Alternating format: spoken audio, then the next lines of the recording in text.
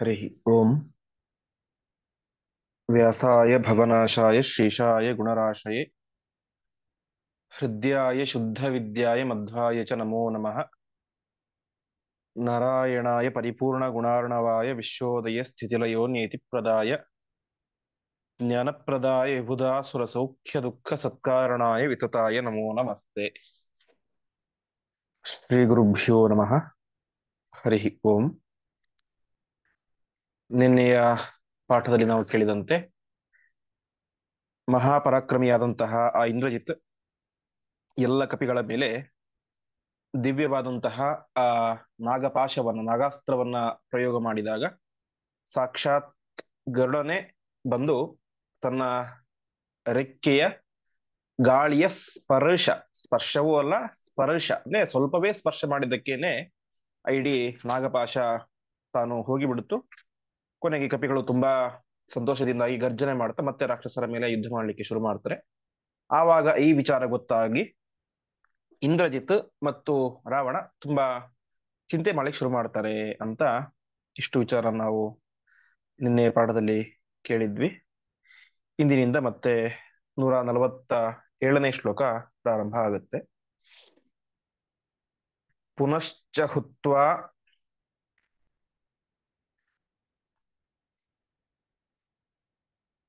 ಸಹುತಾಶಮೇವ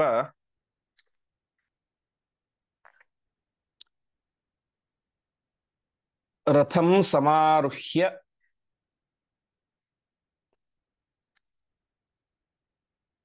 ಯಯಾವದರ್ಶನಂ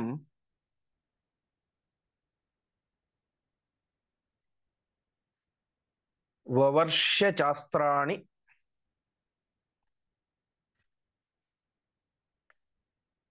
ಮಹಾಂತ್ಯಜಸ್ರಂ ವರಾದುಮೇಶಸ್ಯ ತಥಾಬ್ಜಜಸ್ಯ.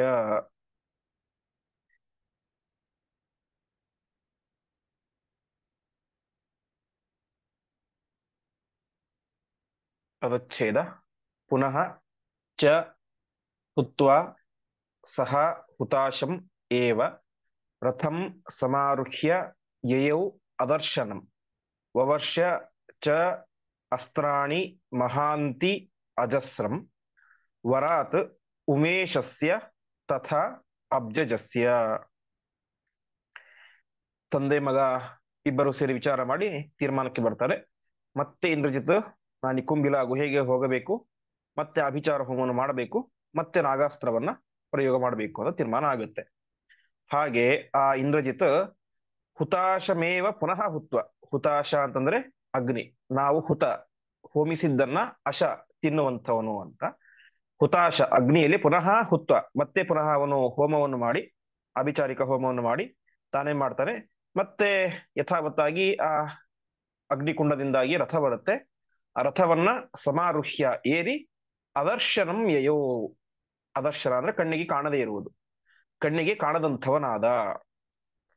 ಆಮೇಲೆ ಏನ್ ಮಾಡಿದ, ಉಮೇಶಸ್ಯ ತಥಾ ಅಬ್ಜಜಸ್ಯ ವರಾತ್. ಉಮೇಶ ಉಮಾಪತಿಯಾದಂತಹ ರುದ್ರದೇವರ ಮತ್ತು ಅಬ್ಜಜ ಕಮಲದಲ್ಲಿ ಹುಟ್ಟಿದಂತಹ ಬ್ರಹ್ಮದೇವರ ವರದಿಂದಾಗಿ ತಾನೇನ್ ಮಾಡಿದ, ಅಜಸ್ರಂ. ಅಜಸ್ರ ಅಂದ್ರೆ ನಿರಂತರವಾಗಿ ಅಂತ. ನಿರಂತರವಾಗಿ ಎಲ್ಲ ಕಪಿಗಳ ಮೇಲೆ ಅಸ್ತ್ರಾಣಿ ವವರ್ಷ, ಅಸ್ತ್ರಗಳ ಮಳೆಯನ್ನು ಸುರಿಸಿದ. ಹೀಗೆ ಮತ್ತೆ ಪುನಃ ಹೋಮ ಮಾಡಿದ, ರಥವನ್ನು ಏರಿ ಅದರ್ಶನಾಗಿ.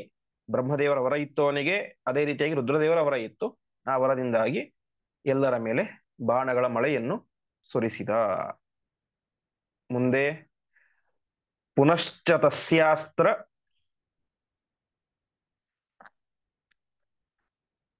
ನಿಪೀಡಿತಾಸ್ತೆ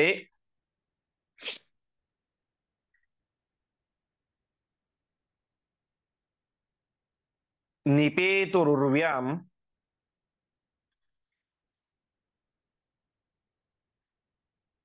ಕಪಯಸ್ಸ ಲಕ್ಷ್ಮಣಾಃ ಸ್ಪೃಶಂತಿ ನಾಸ್ತ್ರಾಣಿ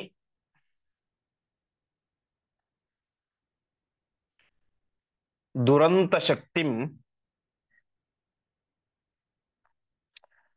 ತನುಂ ಸಮೀರಸ್ಯ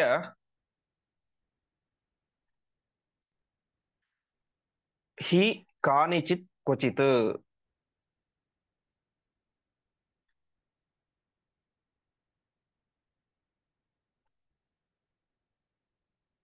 ಪದಚ್ಛೇದ ಪುನಃ ಚ ತಸ್ಯ ಅಸ್ತ್ರ ನಿಪೀಡಿತಾಃ ತೇ ನಿಪೇತುಃ ಉರ್ವ್ಯಾಂ ಕಪಯಃ ಸ ಲಕ್ಷ್ಮಣಾಃ ಸ್ಪೃಶಂತಿ ನ ಅಸ್ತ್ರಾಣಿ ದುರಂತ ಶಕ್ತಿಂ ತನುಂ ಸಮೀರಸ್ಯ ಹಿ ಕಾನಿಚಿತ್ ಕ್ವಚಿತ್. ತಸ್ಯ ಅಸ್ತ್ರ ನಿಪೀಡಿತಾಃ, ಹಿಂದೆ ಒಂದು ಸಲ ಇಂದ್ರಜಿತುವಿನ ಬಾಣದ ರುಚಿಯನ್ನು ಕಪಿಗಳು ತಿಂದಿದ್ದಾರೆ. ಮತ್ತೆ ಪುನಃ ಇಂದ್ರಜಿತ್ತಿನ ಅಸ್ತ್ರದಿಂದಾಗಿ ಎಲ್ಲರೂ ಕೂಡ ಕಂಗೆಟ್ಟು ಬಿಡ್ತಾರೆ. ಅಷ್ಟು ಮಾತ್ರ ಅಲ್ಲ, ಆ ಅಸ್ತ್ರದ ಪ್ರಭಾವ ಏನಾಯ್ತು, ಸಲಕ್ಷ್ಮಣಾ ಕಪಯ ಉರ್ವ್ಯಾಂ ನಿಪೇತು, ಲಕ್ಷ್ಮಣನಿಂದ ಕೂಡಿದಂತಹ ಎಲ್ಲ ಕಪಿಗಳು ಕೂಡ ಏನ್ ಮಾಡಿದ್ರು, ಉರ್ವ್ಯಾಂ ನಿಪೇತು, ಉರ್ವಿ ಅಂದ್ರೆ ಭೂಮಿ, ಭೂಮಿಯ ಮೇಲೆ ಬಿದ್ದು ಬಿಟ್ರು, ಮೂರ್ಛೆ ತಪ್ಪಿ ಬಿದ್ದು ಬಿಟ್ರು. ಆದರೆ ಹನುಮಂತನಿಗೆ ಮತ್ತೆ ರಾಮನಿಗೆ ಏನಾಗ್ಲಿಲ್ಲ. ರಾಮದೇವರಂತರೂ ಸರ್ವೋತ್ತಮ, ಅವರಿಗೆ ಯಾವ ಅಸ್ತ್ರಗಳ ಪೀಡೆಯೂ ಇಲ್ಲ. ಈ ಸಮೀರಸ್ಯ ತನು, ಹನುಮಂತ ಇವನನ್ನು, ಇವನೆಂಥವನು ದುರಂತ ಶಕ್ತಿ, ವಿಶಿಷ್ಟವಾದಂತಹ ಪರಾಕ್ರಮ ಇರುವಂತಹ ಈ ಹನುಮಂತನನ್ನ ಏನಾಗೋದಿಲ್ಲ, ಕಾನಿಚಿತ್ ಕ್ವಚಿತ್, ಯಾವ ಅಸ್ತ್ರಗಳು ಮತ್ತು ಯಾವ ಕಾಲದಲ್ಲಿಯೂ, ಇವತ್ತು ಅವನಿಗೆ ತೊಂದರೆ ಕೊಡೋದಿಲ್ಲ, ನಾಳೆ ತೊಂದರೆ ಕೊಡುತ್ತೆ ಅಂತಿಲ್ಲ. ಯಾವುದೇ ಸಂದರ್ಭದಲ್ಲಿ ಆಗಲಿ, ಯಾವುದೇ ಪ್ರದೇಶದಲ್ಲಿ ಆಗಲಿ, ಯಾವುದೇ ಅಸ್ತ್ರವಾಗಲಿ ಅದೇನ್ ಮಾಡೋದಿಲ್ಲ, ದುರಂತ ಶಕ್ತಿಂ ತನುಂ ನ ಸ್ಪೃಶಂತಿ, ತೊಂದರೆ ಕೊಡೋದು ದೂರ ಉಳಿತು, ಅವನನ್ನ ಮುಟ್ಟುವುದೂ ಇಲ್ಲ ಅಂತ. ಅಂದ್ರೆ ಒಟ್ಟಾರೆ ಯಾವ ಅಸ್ತ್ರದಿಂದಲೂ ಕೂಡ ಹನುಮಂತ ದೇವರಿಗೆ ಭಯ ಅನ್ನೋದಿಲ್ಲ. ಹಾಗಾಗಿ ಹನುಮಂತನನ್ನು ಬಿಟ್ಟು ಉಳಿದ ಲಕ್ಷ್ಮಣನೇ ಮುಂತಾದಂತಹ ಎಲ್ಲ ಪರಾಕ್ರಮಶಾಲಿಗಳು, ಕಪಿಗಳೆಲ್ಲರೂ ಕೂಡ ನೆಲಕ್ಕೆ ಬಿದ್ದು ಬಿಟ್ರು, ಆ ಇಂದ್ರಜಿತುವಿನ ಅಸ್ತ್ರದ ಪ್ರಭಾವ. ಮುಂದೆ ವಿಜ್ಞಾತು ಕಾಮಃ ಪುರಿ ಸಂಪ್ರವೃತ್ತಿಂ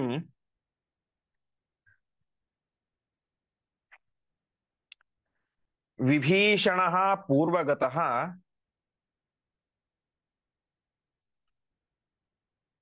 ತದಾಗಾತ್.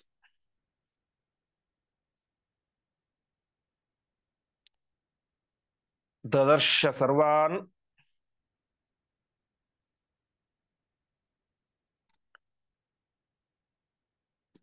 ಪತಿತಾಂಸ ವಾನರಾನ್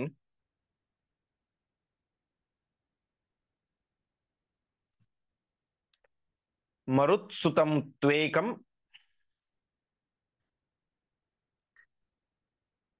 ಅನಾಕುಲಂ ಚ.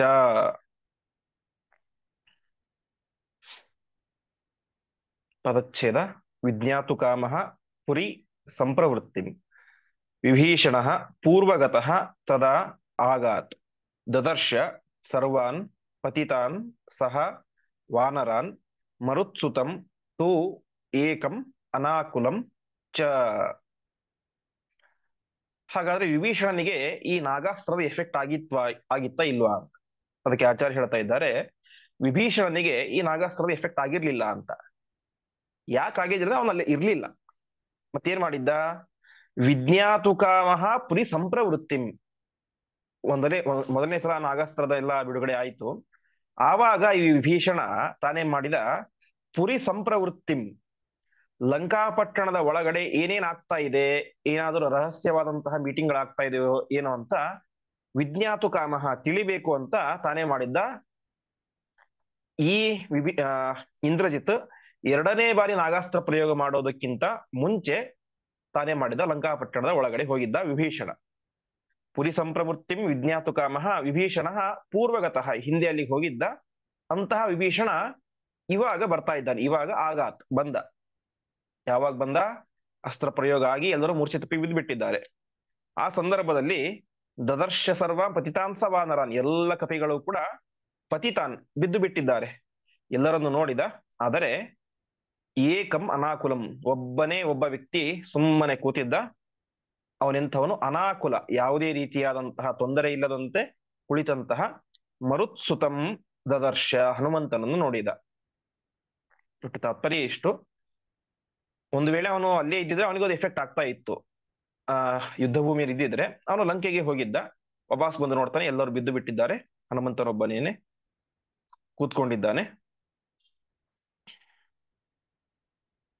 ಹೀಗೆ ಹನುಮಂತನ ಹತ್ತಿರ ವಿಭೀಷಣ ಹೋಗ್ತಾ ಇದ್ದಾನೆ. ಮುಂದೆ ಏನಾಯ್ತು? ಸತಂ ಸಮಾದಾಯ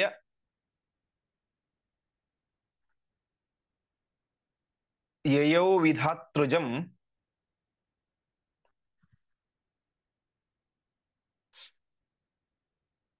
ವಿಮೂರ್ಛಿತಂ ಚೋದಕಸೇಕತಸ್ತಂ.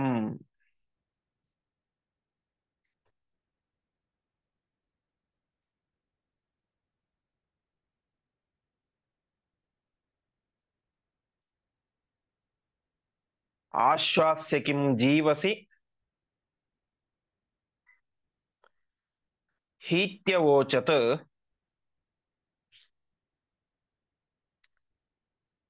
ತಥೇತಿ ಸಪ್ರಾಹ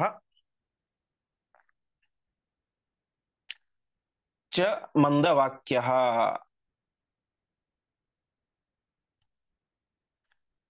ಊಚೆ ಪುನರ್ಜೀವತಿ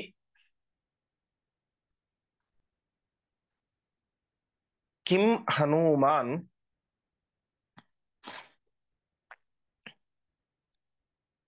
ಜೀವಾಮ ಸರ್ವೇಪಿ ಜೀವಮಾನೆ.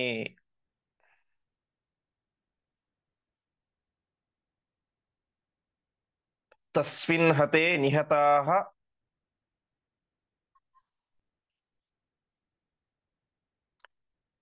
ಚೈವ ಸರ್ವೇ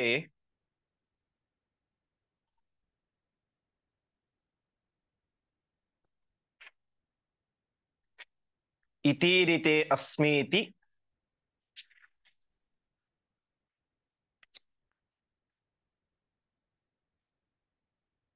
ಅವದತ್ಸ ಮಾರುತಿಃ.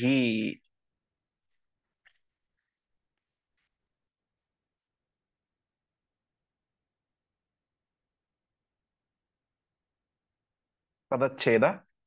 ಸಹ ತಂ ಸಮಾದಾಯ ಯಯೌ ವಿಧಾತೃಜಂ ವಿಮೂರ್ಛಿತಂ ಚ ಉದಕಸೇಕತಃ ತಂ ಆಶ್ವಾಸ್ಯ ಕಿಂ ಜೀವಸಿ ಹಿ ಇತಿ ಅವೋಚತ್ ತಥಾ ಇತಿ ಸಹ ಪ್ರಾಹ ಚ ಮಂದವಾಕ್ಯಃ. ಊಚೆ ಪುನಃ ಜೀವತಿ ಕಿಂ ಹನುಮಾನ್ ಜೀವಾಮ ಸರ್ವೇ ಅಪಿ ಹಿ ಜೀವಮಾನೆ. ತಸ್ಮಿನ್ ಹತೆ ನಿಹತಾಃ ಚೈವ ಚ ಏವ ಸರ್ವೇ ಇತಿ ಈರಿತೆ ಅಸ್ಮಿ ಇತಿ ಅವದತ್ ಸಹ ಮಾರುತಿಃ. ಆ ವಿಭೀಷಣ ತಂ ಸಮಾದಾಯ, ತಮ್ಮಂದ್ರೆ ಅವನನ್ನು, ಹನುಮಂತನನ್ನ ಸಮಾದಾಯ ಕರೆದುಕೊಂಡು ವಿಧಾತೃಜಂ ಯಯೌ ವಿಮೂರ್ಛಿತಂ ವಿಧಾತೃಜಂ ಯಯೌ ಮೂರ್ಛೆಗೊಳಗಾಗಿ ಬಿದ್ದಂತಹ ವಿಧಾತೃಜ ಬ್ರಹ್ಮಪುತ್ರನಾದಂತಹ ಜಾಂಬವತ್ತನ ಹತ್ತಿರ ಹೋಗ್ತಾ ಇದ್ದಾನೆ. ಹೋಗಿ ಏನ್ ಮಾಡಿದ? ಉದಕ ಸೇಕತಃ, ನೀರನ್ನು, ಉದಕ ಅಂದ್ರೆ ನೀರು, ಸೇಕತ ಅಂದ್ರೆ ಸ್ಪ್ರೇ ಮಾಡೋದು ಅಂತ, ನೀರನ್ನು ಅವನಿಗೆ ಎರಚಿ ಅವನನ್ನ ಎಬ್ಬಿಸಿದ. ಆಶ್ವಾಸ್ಯ, ಅವನನ್ನು ಸ್ವಲ್ಪ ಸಮಾಧಾನ ಪಡಿಸಿದ. ಆ ಸಂದರ್ಭದಲ್ಲಿ ವಿಭೀಷಣ ಕೇಳ್ತಾ ಇದ್ದಾನಂತೆ, ಜೀವಸಿ ಕಿಂ, ಓ ಜಾಂಬವಂತ, ಇನ್ನು ಬದುಕಿದ್ದೀಯಾ ನೀನು ಅಂತ ಕೇಳ್ತಾನೆ. ಆಗ ಅವನು ಹೇಳ್ತಾನೆ, ಹಿ, ಹೌದಪ್ಪ ನಾನು ಬದುಕಿದ್ದೇನೆ, ತಥಾ ಇತಿ ಪ್ರ, ಹೌದು ನಾನೇನು ಬದುಕಿದ್ದೇನೆ ಅಂತ ಮಂದ ವಾಕ್ಯ, ಕಡಿಮೆ ಧ್ವನಿಯಲ್ಲಿ ಹೇಳ್ತಾನೆ. ಅಂದ್ರೆ ಆ ಅಸ್ತ್ರದ ಪ್ರಭಾವದಿಂದಾಗಿ ಮೂರ್ಛೆ ಒಂದು ಬಿಟ್ಟಿದ್ದ, ಆವಾಗ ತಾನೆ ಎದ್ದಿದ್ದಾನೆ. ಬದುಕಿದ್ದೀಯಾ ಅಂತ ವಿಭೀಷಣ ಜೋರಾಗಿ ಕೇಳಿದಾಗ ಹೌದು ಬದುಕಿದ್ದೇನೆ ಅಂತ ನಿಧಾನವಾಗಿ ಜಾಂಬವಂತ ಹೇಳ್ತಾ ಇದ್ದಾನೆ. ಆ ಸಂದರ್ಭದಲ್ಲಿ ಜಾಂಬವಂತ ಒಂದು ಅದ್ಭುತವಾದಂತ ಮಾತನ್ನ, ಹನುಮಂತ ದೇವರ ಮಹತ್ವವನ್ನು ತಿಳಿಸುವಂತಹ ಮಾತನ್ನು ಹೇಳ್ತಾ ಇದ್ದಾನೆ. ಊಚೆ ಪುನರ್ಜೀವತಿ ಕಿಂ ಹನುಮಾನ್. ಆವಾಗ ಜಾಂಬವಂತ ಮತ್ತೆ ಊಚೆ ಹೇಳ್ತಾ ಇದ್ದಾನೆ, ಕಿಂ ಹನುಮಾನ್ ಜೀವತಿ, ಹನುಮಂತ ಬದುಕಿದ್ದ ಅಂತಾನೆ ಅಂತ ಕೇಳ್ತಾನೆ. ಯಾಕೆ ಅಂತಂದ್ರೆ, ಜೀವಾಮ ಸರ್ವೇಪಿ ಜೀವಮಾನೆ ತಸ್ಮಿನ್ ಹತೆ ನಿಹತಾಶ್ಚೈವ ಸರ್ವೇ. ಹನುಮಂತ ಒಬ್ಬ ಜೀವಮಾನೆ ಬದುಕಿದ್ದರೆ ನಾವೆಲ್ಲರೂ ಕೂಡ ಜೀವಾಮಹ ಬದುಕಿರ್ತೇವೆ. ಆ ಹನುಮಂತನೊಬ್ಬ ಹತೆ ಸತ್ತು ಹೋದರೆ ಸರ್ವೇ ನಿಹತಾಹ, ನಾವೆಲ್ಲರೂ ಕೂಡ ಸತ್ತಂತೆ, ಬದುಕಿದ್ದು ಸತ್ತಂತೆ. ಈ ರೀತಿಯಾಗಿ ಹೇಳಿದಾಗ ಅಸ್ಮಿತ್ಯವದತ್ತು ಸಹ ಮಾರುತಿ, ಆ ಹನುಮಂತ ಅಸ್ಮಿ ಅಂದ್ರೆ ಇದ್ದೇನೆ ಅಂತ, ನಾನಿನ್ನು ಬದುಕಿದ್ದೇನೆ ಎಂಬುದಾಗಿ ಹನುಮಂತ ಹೇಳ್ತಾ ಇದ್ದಾನೆ. ಹೀಗೆ ಹನುಮಂತನ ಮೇಲೆ ಆ ಕಪಿ ಸೈನ್ಯದ ಪ್ರತಿಯೊಬ್ಬರಿಗೂ ಕೂಡ ಒಂದು ವಿಶಿಷ್ಟವಾದಂತಹ ಗೌರವ, ಅವರ ಪರಾಕ್ರಮದ ಮೇಲೆ ನಂಬಿಕೆ ಇತ್ತು.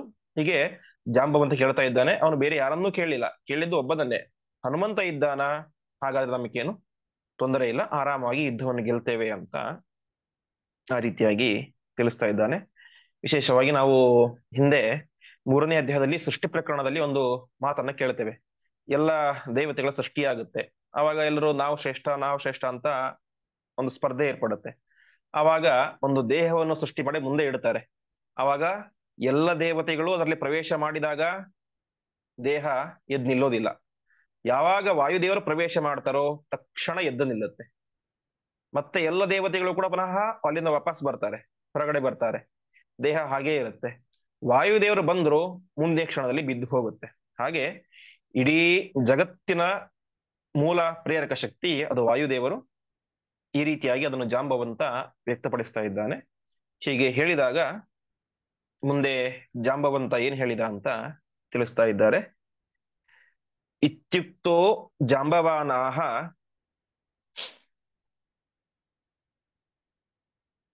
ಹನುಮಂತಂ ಅನಂತರಂ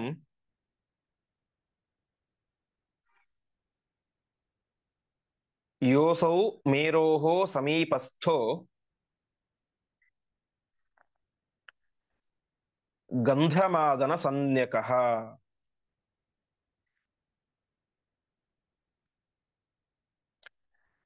ಗಿರಿಸ್ತಸ್ಮಾತ್ ಸಮಾಹಾರ್ಯಂ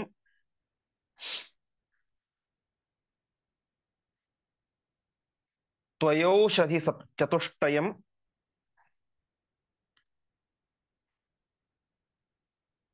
ಮೃತ ಸಂಜೀವಿನಿ ಮುಖ್ಯ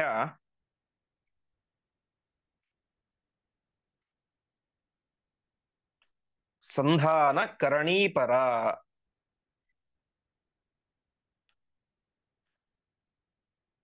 ಸವರ್ಣಕರಣೀ ಚೈವ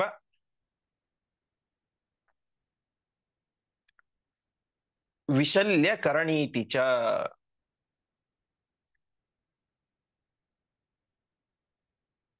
ಪದಚ್ಛೇದ. ಇತಿ ಉಕ್ತಃ ಜಾಂಬವಾನ್ ಆಹ ಹನೂಮಂತಂ ಅನಂತರಂ ಯಹ ಅಸೌ ಮೇರೋಃ ಸಮೀಪಸ್ಥಃ ಗಂಧಮಾದನ ಸನ್ಯಕಃ ಗಿರಿಃ ತಸ್ಮಾತ್ ಸಮಾಹಾರ್ಯಂ ತ್ವಯಾ ಔಷಧಿ ಚತುಷ್ಟಯಂ ಮೃತ ಸಂಜೀವಿನಿ ಮುಖ್ಯ ಸಂಧಾನಕರಣಿ ಪರ ಸವರ್ಣಕರಣಿ ಚ ಏವ ವಿಶಲ್ಯಕರಣಿ ಇತಿ ಚ. ನಾನಿನ್ನು ಬದುಕಿದ್ದೇನೆ ಅಂತ ಹನುಮಂತ ಹೇಳಿದಾಗ ಜಾಂಬವಾನ್ ಆಹಾ, ಜಾಂಬವಂತ ಹೇಳ್ತಾ ಇದ್ದಾನೆ ಹನುಮಂತನಿಗೆ ಏನಂತ, ಮೇರೋಃ ಸಮೀಪಸ್ಥಃ ಗಂಧಮಾದನ ಸನ್ಯಕಃ, ಮೇರು ಪರ್ವತದ ಹತ್ತಿರ ಗಂಧಮಾದನ ಅಂತ ದೊಡ್ಡ ಪರ್ವತ ಇದೆ. ಆ ಗಂಧಮಾದನ ಪರ್ವತದಲ್ಲಿ ವಿಶೇಷವಾಗಿ 4 ಔಷಧಿ ಗಿಡಮೂಲಿಕೆಗಳು ಇದ್ದಾವೆ. ಯಾವ್ದ್ಯಾವುದು? ಮೃತ ಸಂಜೀವಿನಿ, ಸಂಧಾನಕರಣಿ, ಸವರ್ಣಕರಣಿ, ವಿಶಲ್ಯಕರಣಿ ಅಂತ. ಗಂಧಮಾದನ ಸನ್ಯಕಃ ಗಿರಿಹಿ, ಗಂಧಮಾದನ ಅಂತ ಹೆಸರು ಉಳ್ಳಂತಹ ಗಿರಿಹಿ ಪರ್ವತ ಇದೆ. ಅಲ್ಲಿಂದ ನೀನು ತ್ವಯ ಔಷಧಿ ಚತುಷ್ಟಯಂ, 4 ಔಷಧಿಗಳನ್ನ ಸಮಾಹಾರ್ಯಂ ತರಬೇಕು. ಮೊದಲನೆಯದ್ದು ಮೃತ ಸಂಜೀವಿನಿ, ಹೆಸರೇ ಹೇಳುವಂತೆ ಸತ್ತಂತಹ ವ್ಯಕ್ತಿಗಳನ್ನ ಮತ್ತೆ ಬದುಕಿಸುವಂತಹ ಸಾಮರ್ಥ್ಯ ಇರುವಂತಹ ಅಪೂರ್ವ ಗಿಡಮೂಲಿಕೆ. ಆಮೇಲೆ ಸಂಧಾನಕರಣಿ ಅಂದ್ರೆ ಅವಯವಗಳೇನು ಕಟ್ಟಾಗಿದ್ರೆ, ಕೈ ಮುರಿದಿದ್ರೆ, ಕಾಲು ಮುರಿದಿದ್ರೆ ಅದನ್ನು ಪುನಃ ಸಂಧಾನ ಮಾಡಿಸುವಂತಹ, ಜೋಡಿಸುವಂತಹ ಔಷಧಿ. ಮತ್ತೆ ಸವರ್ಣಕರಣಿ, ಕೆಲವೊಂದ್ಸಲ ಗಾಯ ಆದಾಗ, ಸುಟ್ಟಾಗ ದೇಹದ ಕಾಂತಿ ಬಣ್ಣ ಹೋಗ್ಬಿಡುತ್ತೆ. ಸವರ್ಣಕರಣಿ ಹಿಂದೆ ಇದ್ದಂತಹ ವರ್ಣವನ್ನೇ, ಬಣ್ಣವನ್ನೇ ತಂದುಕೊಡುವಂಥದ್ದು ಸವರ್ಣಕರಣಿ ಎನ್ನುವಂತಹ ಔಷಧಿ. ಮತ್ತು ವಿಶಲ್ಯಕರಣಿ, ಶಲ್ಯ ಅಂತಂದ್ರೆ ಆಯುಧಗಳು ಅಂತ.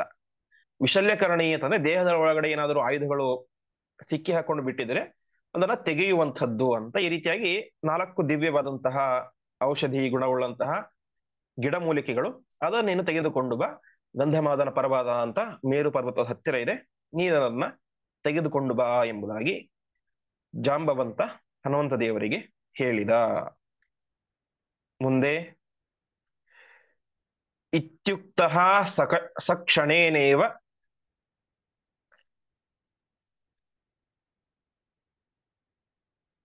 ಪ್ರಾಪತತ್ ಗಂಧಮಾದನಂ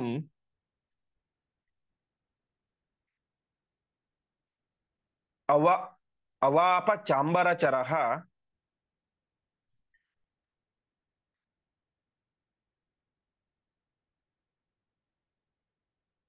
ರಾಮಮುಕ್ತಃ ಶರೋ ಯಥಾ.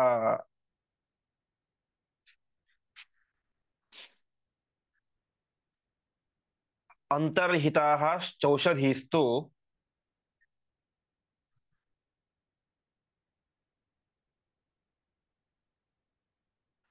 ತದಾ ವಿಜ್ಞಾಯ ಮಾರುತಿಃ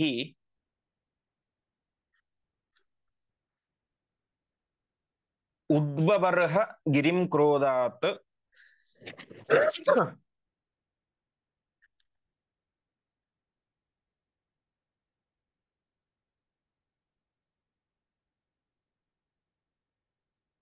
ಶತಯೋಜನ ಮಂಡಲಂ.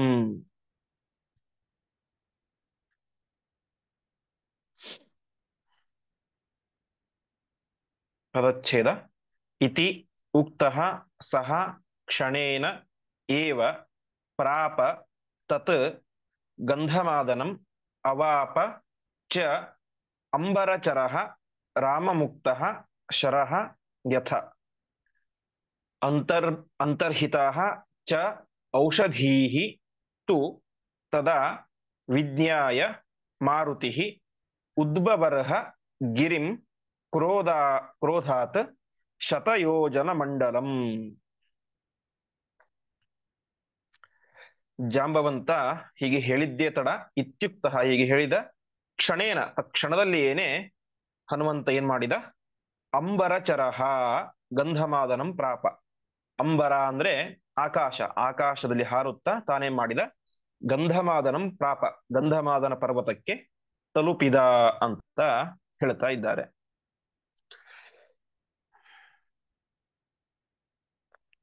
ಗಂಧಮಾದನ ಪರ್ವತಕ್ಕೆ ಹೋದ. ಹೇಗ್ ಹೋದ ಅಂತಂದ್ರೆ, ರಾಮ ಮುಕ್ತಃ ಶರೋಯತ, ರಾಮ ಬಿಟ್ಟಂತಹ ಬಾಣ ಯಾವ ರೀತಿಯಾಗಿ ವೇಗವಾಗಿ ಹೋಗುತ್ತೋ ಆ ರೀತಿಯಾಗಿ ಈ ಹನುಮಂತನು ಕೂಡ ಅತ್ಯಂತ ವೇಗವಾಗಿ ಆಕಾಶದಲ್ಲಿ ಹಾರುತ್ತಾ ದೂರದ ಗಂಧಮಾದನ ಪರ್ವತಕ್ಕೆ ಹೋಗ್ತಾ ಇದ್ದಾನೆ.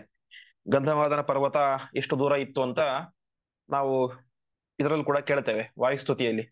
ಪ್ರಾಕ್ ಪಂಚಾಶತ್ ಸಹಸ್ರೈಹಿ ಅಂತ, 50,000 ಯೋಜನ ದೂರ ಲಂಕೆಯಿಂದ ಗಂಧಮಾದನ ಪರ್ವತ. ಅಷ್ಟು ದೂರಕ್ಕೆ ಅತ್ಯಂತ ವೇಗವಾಗಿ ಪ್ರಯಾಣ ಮಾಡ್ತಾ ಇದ್ದಾನೆ. ಮುಂದೆ ಅಂತರ್ಹಿತ ಔಷಧೀಸ್ತು, ಅಲ್ಲಿಗೆ ಹೋದ, ಗಂಧಮಾದನ ಪರ್ವತಕ್ಕೆ ಹೋದ. ಆ ಸಂದರ್ಭದಲ್ಲಿ ಏನಾಯಿತು, ಎಲ್ಲ ಔಷಧಿಗಳು ಕೂಡ ಅಂತರ್ಹಿತ ಮಾಯವಾಗಿಬಿಟ್ಟು ಅಂತೆ, ಅಂದ್ರೆ ಕಾಣದೇ ಇದ್ದಂತೆ ಆಗ್ಬಿಟ್ಟು ಅಂತ. ಯಾಕೆ ಅಂತಂದ್ರೆ ಈ ಹನುಮಂತ ನಮ್ಮನ್ನೆಲ್ಲನ್ನು ಕೂಡ ಕಿತ್ಕೊಂಡು ಹೋಗ್ತಾನೆ ಅಂತ ಅವೆಲ್ಲವೂ ಕೂಡ ಅಂತರ್ಹಿತವಾಗಿ ಬಿಟ್ಟು. ಅಂತರ್ಹಿತ ಔಷಧೀಸ್ತು ತದಾ ವಿಜ್ಞಾಯ ಮಾರುತಿ. ಈ ವಿಚಾರ ಗೊತ್ತಾಯಿತು ಯಾರಿಗೆ, ಹನುಮಂತ ದೇವರಿಗೆ ವಿಚಾರ ಗೊತ್ತಾಯಿತು. ತಕ್ಷಣದಲ್ಲಿ ಏನೇ ಅವರು ಕ್ರೋಧಾತ್, ಸಿಟ್ಟಿನಿಂದಾಗಿ ಶತಯೋಜನ ಮಂಡಲಂ ಗಿರಿಂ, 100 ಯೋಜನದಷ್ಟು ವಿಸ್ತಾರವಾದಂತಹ ಆ ಪರ್ವತದ ಒಂದು ಭಾಗವನ್ನೇ ಉದ್ಬಬರಹ, ಕಿತ್ತಿಕೊಂಡು ಬಿಟ್ರು ಅಂತ. ಬಂದಿದ್ಯಾತಕ್ಕೋಸ್ಕರ, ಸ್ವಲ್ಪ ಔಷಧಿಗಳನ್ನು ತೆಗೆದುಕೊಂಡು ಹೋಗ್ಲಿಕ್ಕೂ ಅಂತ. ಅವುಗಳು ನೋಡಿದರೆ ಅಲ್ಲಿ ಕಣ್ಣಿಗೆ ಕಾಣಿಸಲಿಲ್ಲ, ಅರ್ಥಾತ್ ಅಂತರ್ಧಾನ ಆಗಿಬಿಟ್ಟು. ತಕ್ಷಣ ಏನ್ ಮಾಡಿದ ಹನುಮಂತ, ಆ ಗಿಡಮೂಲಿಕೆಗಳು ಇರುವಂತಹ ಇಡೀ ಪರ್ವತದ ಭಾಗವನ್ನೇ ತಾನು ಎತ್ತಿಕೊಂಡು ಹೊರಡ್ತಾ ಇದ್ದಾನೆ. ವಿಶೇಷವಾಗಿ ವ್ಯಾಖ್ಯಾನಕಾರರು ಹೇಳುವಂತೆ ಗಂಧಮಾದನ ಪರ್ವತ ಒಟ್ಟು 2,000 ಯೋಜನದಷ್ಟು ವಿಸ್ತಾರವಾದಂತಹ ಪರ್ವತ.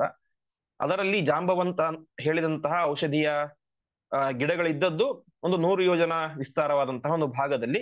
ಆ ಇಡೀ ಭಾಗವನ್ನ ಹನುಮಂತ ದೇವರು ಕಿತ್ತಿಯೇ ಬಿಟ್ರು.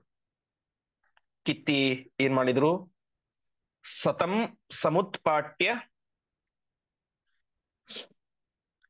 ಗಿರಿಂ ಕರೇಣ ಪ್ರತೋಲಯಿತ್ವಾ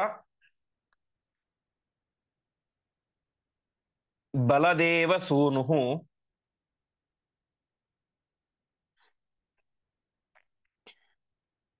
ಸಮುತ್ಪಪಾತ ಅಂಬರಮುಗ್ರವೇಗೋ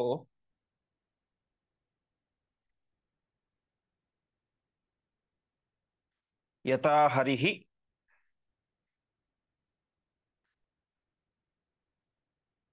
ಚಕ್ರಧರಸ್ತ್ರಿವಿಕ್ರಮೇ.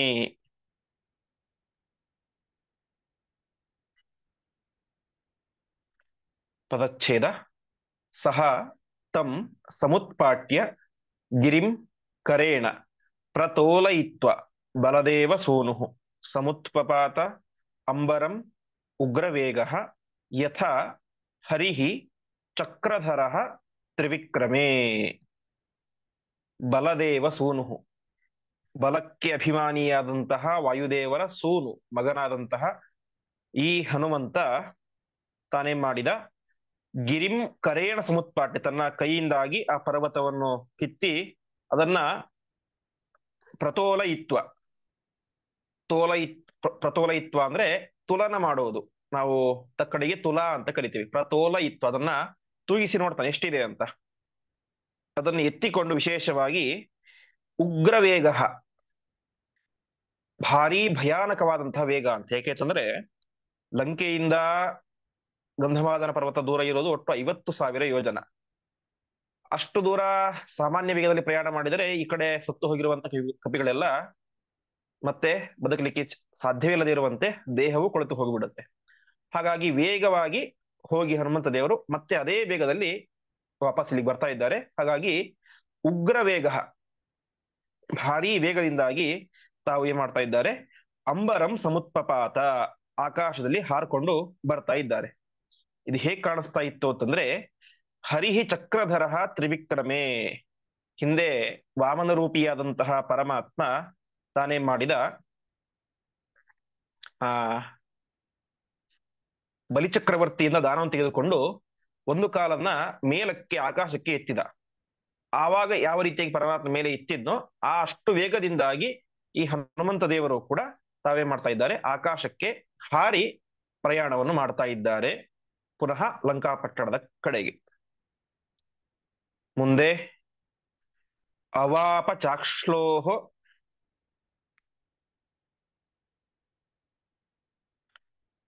ಸನಿಮೇಶ ಮಾತ್ರತಃ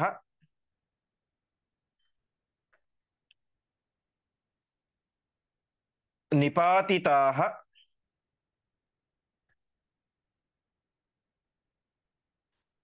ಯತ್ರ ಕಪಿಪ್ರವೀರಾಃ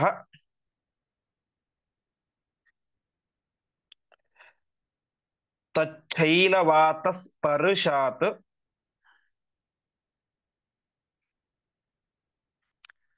ಸಮುತ್ಥಿತಾಃ ಸಮಸ್ತಶೋ ವಾನರ ಯೂಥಪಾಃ ಕ್ಷಣಾತ್. ಪದಚ್ಛೇದ. ಅವಾಪ ಚ ಅಕ್ಷ್ಣೋಃ ಸಹ ನಿಮೇಶ ಮಾತ್ರತಃ ನಿಪಾತಿತಾಃ ಯತ್ರ ಕಪಿಪ್ರವೀರಾಃ ತಚ್ಛೈಲವಾತಸ್ಪರ್ಶಾತ್ ಸಮುತ್ಥಿತಾಃ ಸಮಸ್ತಶಃ ವಾನರಯೂಥಪಾಃ ಕ್ಷಣಾತ್. ಹನುಮಂತ ಗಂಧಮಾದನ ಪರ್ವತದಿಂದ ಲಂಕೆಗೆ ಬಂದದ್ದು ಸಮಯ ಎಷ್ಟು? ಅಕ್ಷ್ಣೋಹೋ ನಿಮೇಶ ಮಾತ್ರತಃ, ಕಣ್ಣು ಮಿಟುಕಿಸುವಷ್ಟರಲ್ಲಿ ಅಷ್ಟು ದೂರದ ವೇಗವನ್ನು ತಾನು ಹಾರಿಕೊಂಡು ಬಂದಿದ್ದಾನೆ. ನಿಮೇಶ ಅಂದ್ರೆ ಮುಚ್ಚೋದು ತೆಗೆಯೋದು ಅಂತ, ಅಕ್ಷ್ಣೋಹ ಅಂದ್ರೆ ಕಣ್ಣುಗಳದು ಅಂತ. ತಾನೇ ಮಾಡಿದ ನಿಪಾತಿತಾಹ ಯತ್ರ ಕಪಿಪ್ರವೀರಾಹ, ಎಲ್ಲಿ ಕಪಿಶ್ರೇಷ್ಠರು ನಿಪಾತಿತಾಹ ಬಿದ್ದಿದ್ದರೋ ಅಲ್ಲಿಗೆ ತಾನು ಬಂದ. ಅವನಿನ್ನು ಆ ಗಿಡ ಮೂಲಿಕೆಗಳನ್ನ ತೆಗೆದು ಅವರ ದೇಹಕ್ಕೆ ಮುಟ್ಸೋದು, ಅದು ಇದು ಔಷಧಿ ಮಾಡೋದು ಏನು ಮಾಡಿಲ್ಲ. ಕೇವಲ ತಚ್ಛೈಲ ವಾತ ಸ್ಪರ್ಶಾತ್, ಆ ಪರ್ವತದ ಮೇಲೆ ಆ ಗಿಡ ಮೂಲಿಕೆಗಳ ಮೇಲೆ ಬೀಸಿದಂತಹ ಗಾಳಿಯ ಸ್ಪರ್ಶ.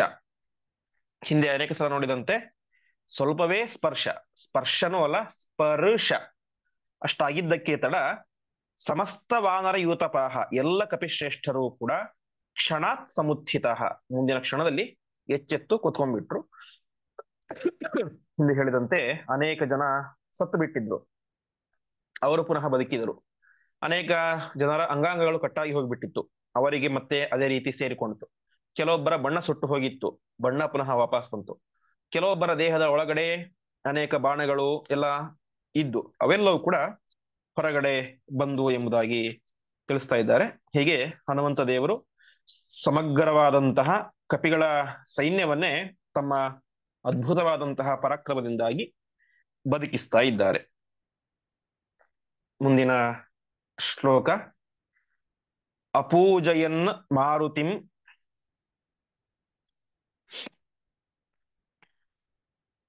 ಉಗ್ರ ಪೌರುಷಂ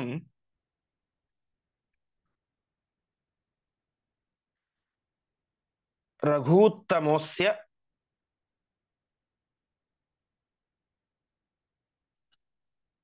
ಅನುಜನಿಸ್ತಥಾ ಪರೆ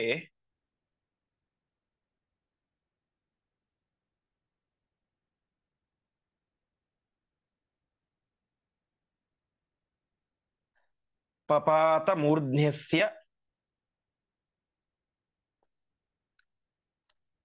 ಚ ಪುಷ್ಪಸಂತತಿಃ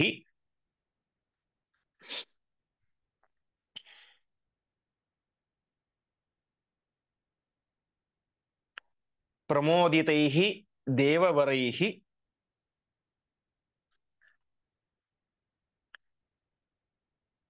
ವಿಸರ್ಜಿತಾ.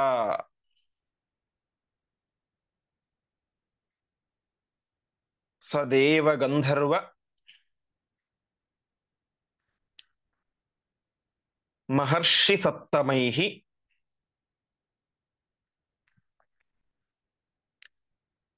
ಅಭಿಷ್ಟುತೋ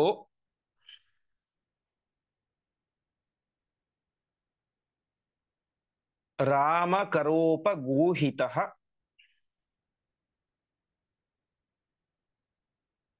ಪುನರ್ಗಿರಿಂ ತಂ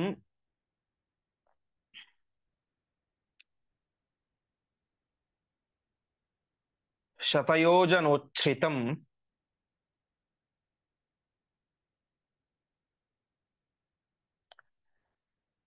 ನ್ಯಪಾತಯತ್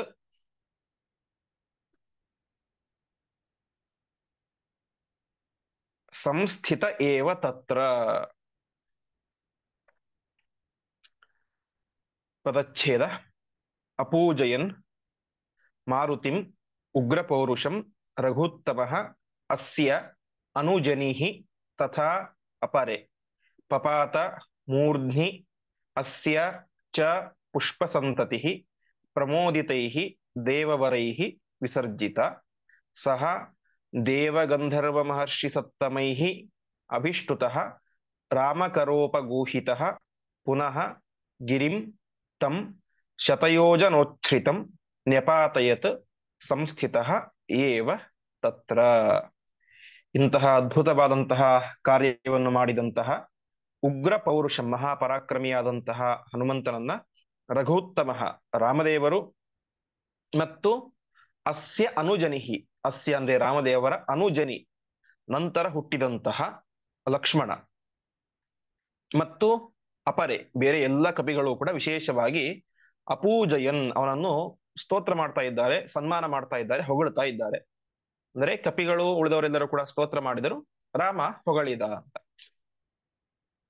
ಆವಾಗ ಏನಾಯ್ತು, ಎಲ್ಲ ದೇವಾನುದೇವತೆಗಳಿಗೂ ಕೂಡ ಆ ಹನುಮಂತ ದೇವರ ಈ ಒಂದು ಅದ್ಭುತವಾದ ಪರಾಕ್ರಮವನ್ನು ನೋಡಿ ಭಾರಿ ಸಂತೋಷ ಆಗಿ ಅಸ್ಯ ಮೂರ್ಧ್ನಿ, ಹನುಮಂತ ದೇವರ ಮೂರ್ಧ್ನಿಯಲ್ಲಿ ತಲೆಯಲ್ಲಿ ಪುಷ್ಪ ಸಂತತಿ ಪುಷ್ಪವೃಷ್ಟಿಯನ್ನು ವಿಸರ್ಜಿತ ಮಾಡಿದರು. ಪ್ರಮೋದಿತೈಹಿ ದೇವವರೈಹಿ, ಭಾರಿ ಆನಂದ ಪಟ್ಟಂತಹ ಪ್ರಮೋದ ಪಟ್ಟಂತಹ ಎಲ್ಲ ದೇವಾನುದೇವತೆಗಳು ಕೂಡ ಹನುಮಂತ ದೇವರ ತಲೆಯ ಮೇಲೆ ಪುಷ್ಪ ಸಂತತಿ ವಿಸರ್ಜಿತ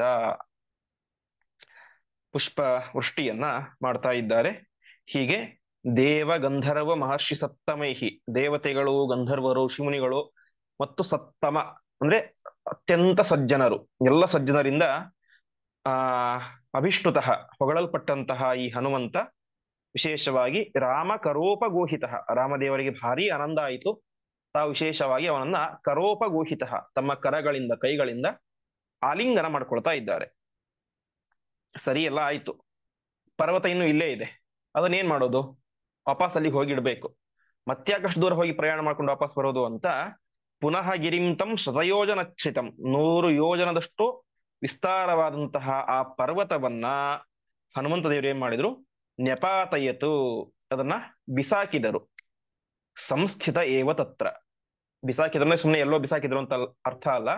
ಮೊದಲು ಆ ಪರ್ವತ ಎಲ್ಲಿ ಇತ್ತೋ ಅಲ್ಲಿ ಏನೇ ಇದನ್ನ ನಿಂತ್ಕೊಂಡು ಬಿಸಾಕಿದರು. ಮುಂದೆ ಸಪೂರ್ವವತ್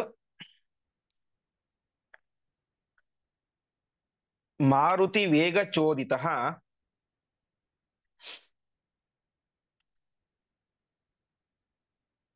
ನಿರಂತರಂ ಶ್ಲಿಷ್ಟತರಃ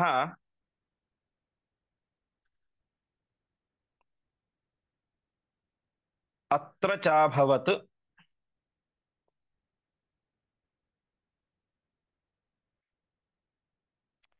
ಪುನಶ್ಚ ತರ್ವೇ ಸರ್ವೇ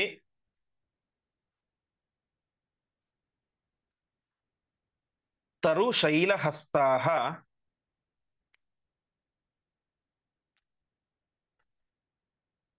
ರಣಾಯ ಚೋತ್ತಸ್ಥುಃ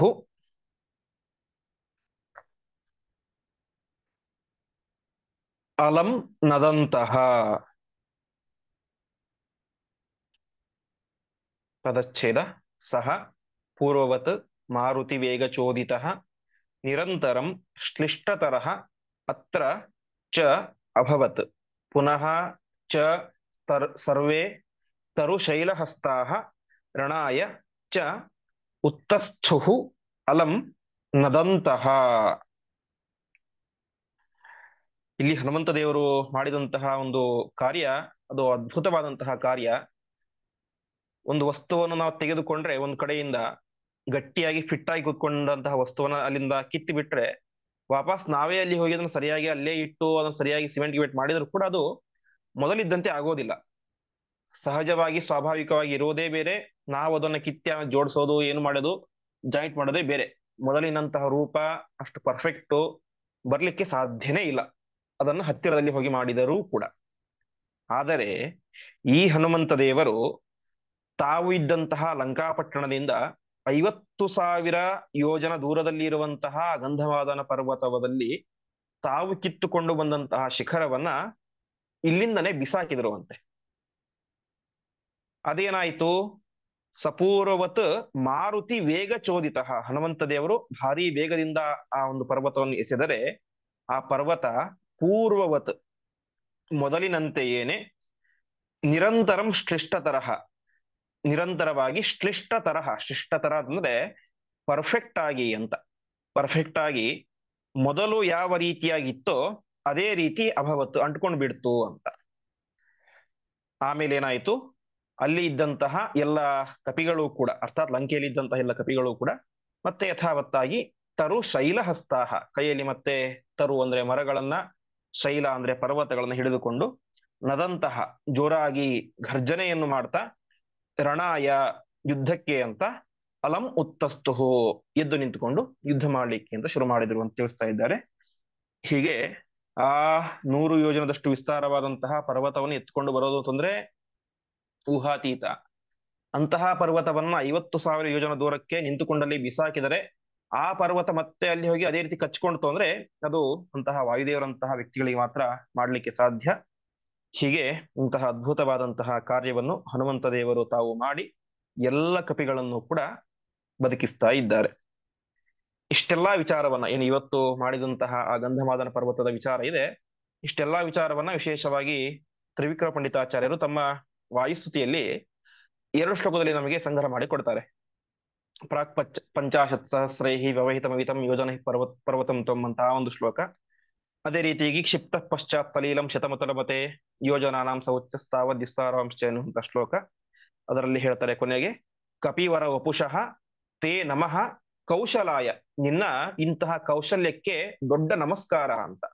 ಯಾಕೆಂತಂದ್ರೆ ಹಿಂದೆ ಹೇಳಿದಂತೆ ಯಾವ ವಸ್ತುವನ್ನು ಕೂಡ ಹಿಂದೆ ಇದ್ದಂತೆ ಕೂಡಿಸಲಿಕ್ಕೆ ಸರ್ವಥಾ ಸಾಧ್ಯ ಇಲ್ಲ. ಅಂತಹದರಲ್ಲಿ ಇಷ್ಟು ದೊಡ್ಡ ಪರ್ವತವನ್ನ 50,000 ಯೋಜನದಷ್ಟು ದೂರ ಬಿಸಾಕಿದ್ದೀಯ, ಅದೇನಾಯಿತು, ಛೇದಾಂಕ ಪ್ರಾಗಿವಾಭೂತು, ಮೊದಲಿನಂತೆಯೇ ಆಯಿತು. ಸ್ವಸ್ಥಾನ ಸ್ಥಿತಾಸ್ತಿ ಸ್ಥಿರ ಶಕಲ ಶಿಲಾ ಜಾಲ ಸಂಶ್ಲೇಷ ನಷ್ಟ.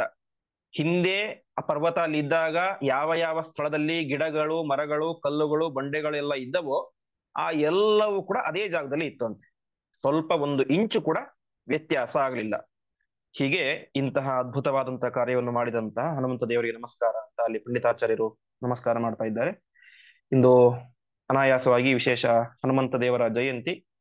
ಅಂತಹ ಹನುಮ ಜಯಂತಿಯ ಈ ಕಾರ್ತಿಕ ಹುಣ್ಣಿಮೆಯ ಚೈತ್ರ ಹುಣ್ಣಿಮೆಯ ಕಾಲದಲ್ಲಿ ಹನುಮಂತ ದೇವರ ವಿಶಿಷ್ಟವಾದಂತಹ ಒಂದು ಕಾರ್ಯವನ್ನ ಎಲ್ಲ ಕಪಿಗಳನ್ನು ಉದ್ಧಾರ ಮಾಡಿ ತಾವು ಮತ್ತೊಮ್ಮೆ ಪ್ರಾಣ ದೇವರು ಎಲ್ಲರನ್ನು ಬದುಕಿಸುವಂತವರು ಅನ್ನೋದನ್ನು ಜಗತ್ತಿಗೆ ತೋರಿಸಿಕೊಟ್ಟಂತ ಹನುಮಂತ ದೇವರ ವಿಶಿಷ್ಟವಾದಂತ ಅನುಗ್ರಹ ನಮ್ಮ ನಿಮ್ಮೆಲ್ಲರ ಮೇಲಿರಲಿ ಅಂತ ಪ್ರಾರ್ಥನೆ ಮಾಡ್ತಾ ಇಂದಿನ ಪಾಠವನ್ನು ಪರಮಾತ್ಮಗೆ ನಾವೆಲ್ಲರೂ ಸಮರ್ಪಣೆ ಮಾಡೋಣ. ಶ್ರೀಕೃಷ್ಣ ಅರ್ಪಣಮಸ್ತು. ಆಚಾರ್ಯ ನಮಸ್ಕಾರ.